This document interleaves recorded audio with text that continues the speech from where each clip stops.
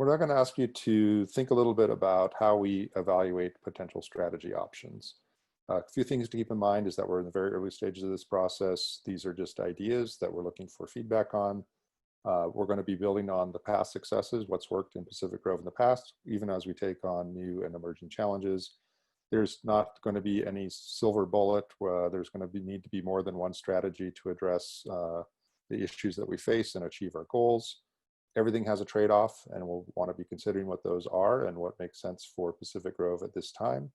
And so we'll be looking to develop a suite of strategies and actions that could work together to move the needle and create a more affordable future.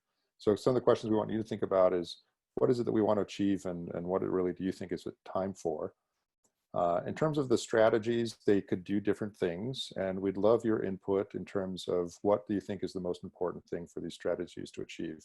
So in terms of the types of housing it could create, are we interested in strategies that just help create more housing and diversity of types of housing? Or we want to prioritize strategies that could create smaller units, strategies that could create senior units, or larger units that might be more family friendly, so family units. Another thing about strategies is some of them achieve affordability in different ways.